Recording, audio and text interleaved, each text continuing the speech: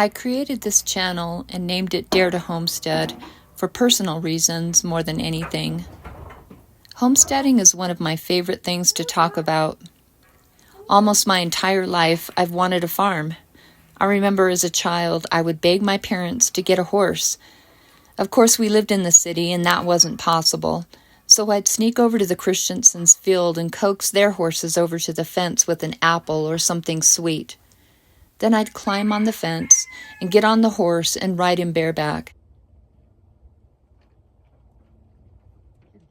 In my early adulthood, my family worked at a dude ranch. I visited almost every weekend, and my favorite activity was to ride the horses and enjoy the animals. When I bought a home on 2.5 acres in Colorado back in 2012, we had animal rights on the property. I so much wanted a horse and some goats, but it just wasn't practical at the time. So I settled with chickens, and I loved them. I've owned chickens ever since. In 2020, I was diagnosed with metastatic breast cancer.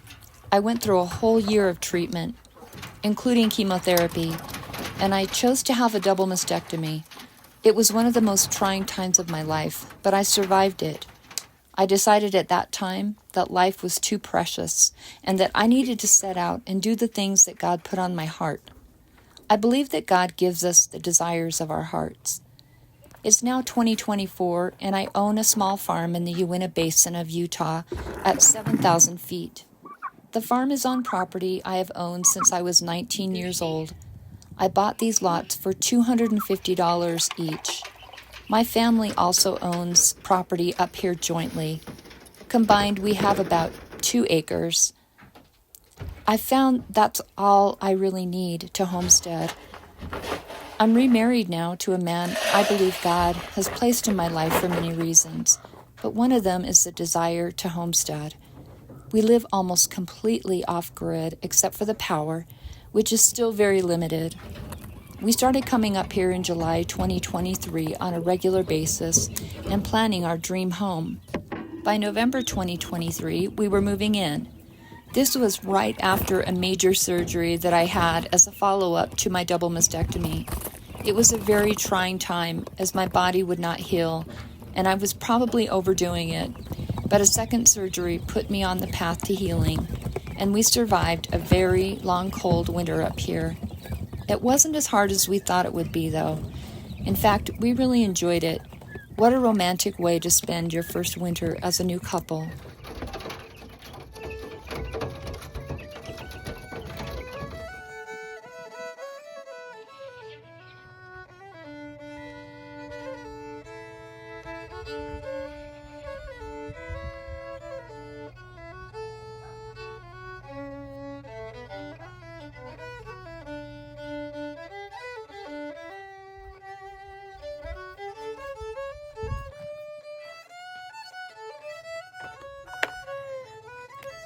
This is a pump I bought on Amazon.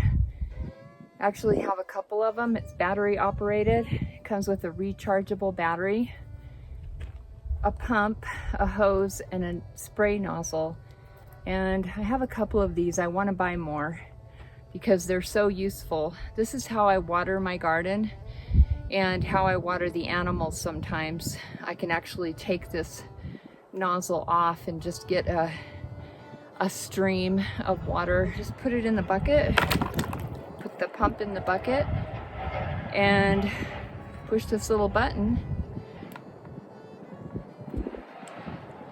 and I have water to water my garden.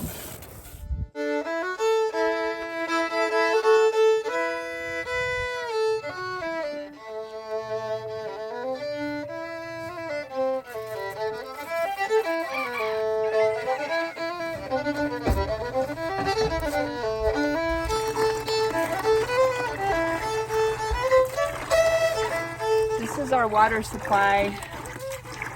We go into town about once a week on average and fill up one of these IBC tanks. And it lasts us about a week. Where are you going, Curious George?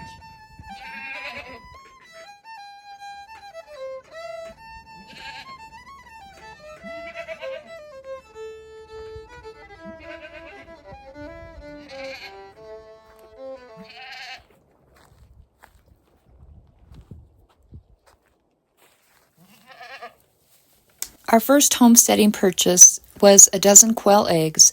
I incubated them in our small apartment in July of 2023, and they hatched in August. We ended up with only 6 quail, but we kept incubating and purchasing new bloodlines, and our numbers are growing. We harvest the quail in many different ways. We continue to incubate the eggs, sell the eggs, eat the eggs, and we eat quail dishes occasionally. I also sell them when our numbers are getting too high for our capacity or when friends show an interest in raising quail. Raising quail is growing in popularity among homesteaders and city dwellers alike. They are quiet, they don't eat much, and their meat and eggs are delicious and so nutritious. Since moving up here full-time, we've added to our farm numbers. We have hens, roosters, ducks, rabbits, turkeys, and dairy goats. We have a small, modest garden, which we intended to be bigger, but ran into a steep learning curve for how to grow at high elevations with no running water and lots of hungry pests. Dare to Homestead was created not only as a journal of our homesteading journey, but to inspire others to homestead as well. My goal is to help you gain insight into our journey, and if you're considering it, to hopefully give you the motivation to take that first step towards homesteading. There are really 5 reasons I chose to homestead, and I've already shared my first reason, that it's been a lifelong dream. The second reason is nutrition. 10 years ago, while caught up in a high-stress suburban lifestyle, running my own business and chasing the almighty dollar, I was diagnosed with an autoimmune disease called scleroderma. I knew it was important to completely reduce my stress level and to overhaul my diet in order to manage the symptoms. We placed the business up for sale and we moved to Hawaii. Okay, Hilda's all done. So I'm going to release her and bring Heidi in. Heidi needs lots of room to jump up here, so I move as much as I can.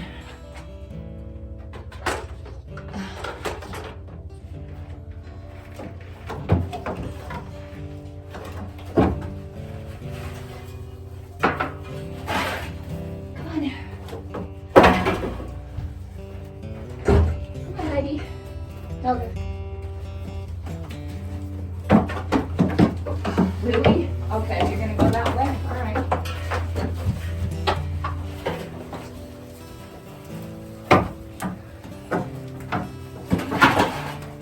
You can do it. Girl. You are full today.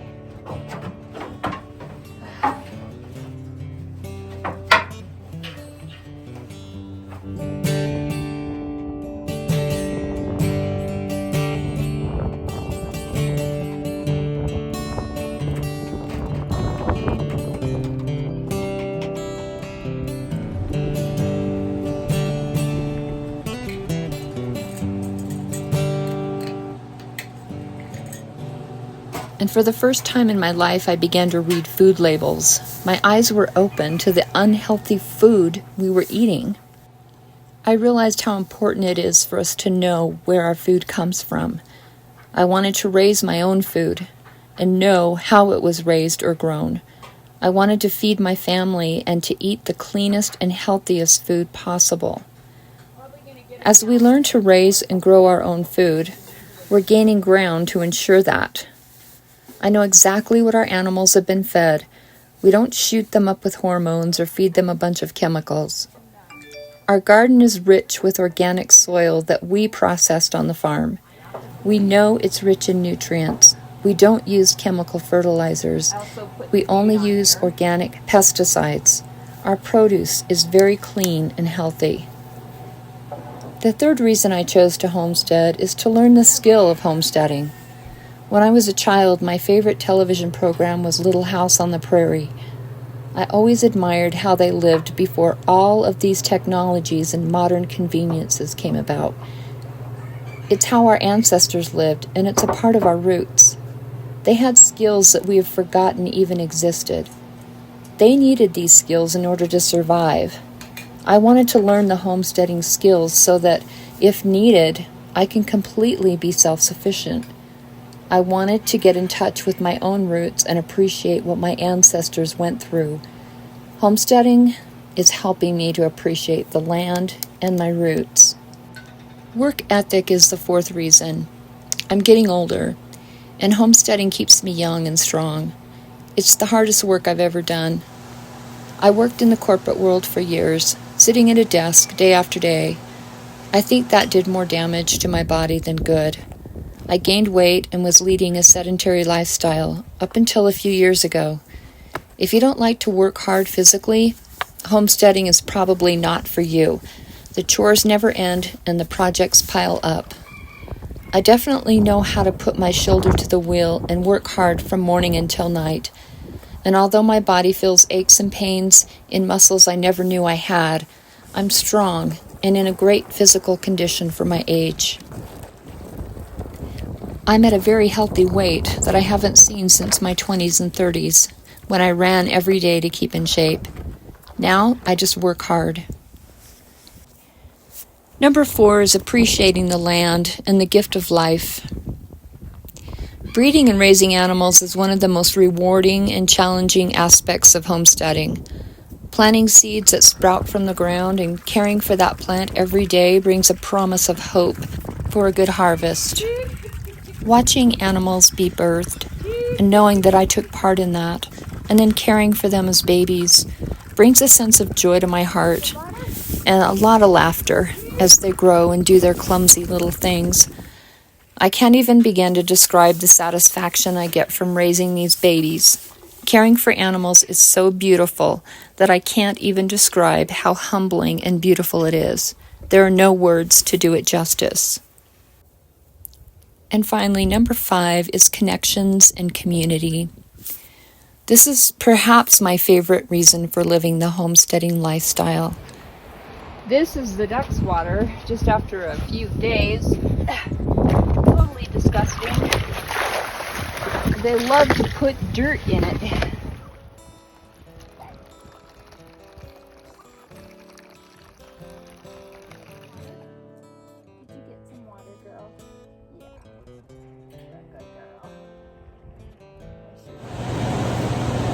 Before I went out to take care of the chickens and the ducks, I plugged this heating coil into the power and it's heating this water. The water should be hot enough now, but this is how I do my dishes. Bond and connection that is forming between me and my husband, my new friends, my precious animals, and to God's beautiful creation are what I treasure most. As Matt and I spend time and experience all the challenges and rewards of homesteading together, we grow closer. When my grandchildren come to visit, I get to share the homesteading lifestyle with them. We are brought together by the good times as well as the bad times. We've also made friends in the community who've chosen this lifestyle as well. It's such a blessing to have friends who are like-minded and in many cases more experienced to come alongside us and give us help and advice. It's rewarding and satisfying to help and support a fellow homesteader. Community is something that is such a blessing when so many people wonder if you've gone crazy for choosing this lifestyle over modern conveniences. But to sit in the evening and watch the sunset after a hard day's work is very satisfying to me. I love to just sit and enjoy the company of my animals as the chickens scratch for food, the goats spar and play, and the ducks enjoy the last bit of sunlight in their pool. It's nice to just sit and watch them all. Homesteading connects me to God and in nature in ways that I never even thought possible. I love the dirt under my fingernails and the fact that I have to at least wash my filthy feet before I go to bed. And I'll shower when I start to smell ripe. When I place a tiny egg in the incubator, knowing that it has the potential to provide for me and my family in several different ways, I'm so excited and grateful. Even though I'm approaching my later years and I'm not raising a family anymore, I'm grateful for having the opportunity to live on the land my family started 40 years ago. There are so many memories here, and I don't know of any other lifestyle that allows someone to live out their dreams daily. Don't get me wrong, there's a lot of hard days, and it's not always easy and full of positive things, but the good days always outweigh the bad days. And I have peace of mind, knowing that going to the city is a choice, not a requirement.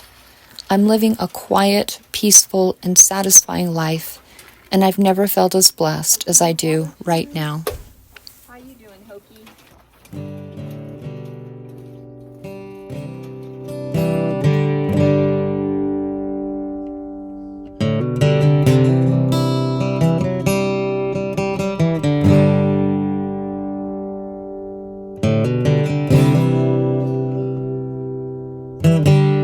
Goodness for leftovers.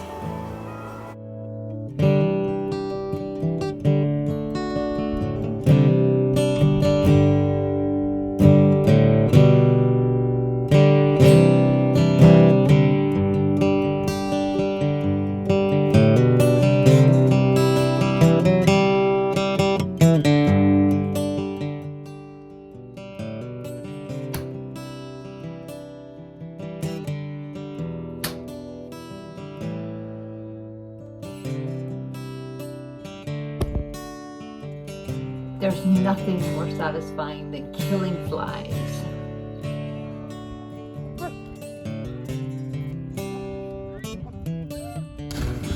Woo! Hope she comes back up.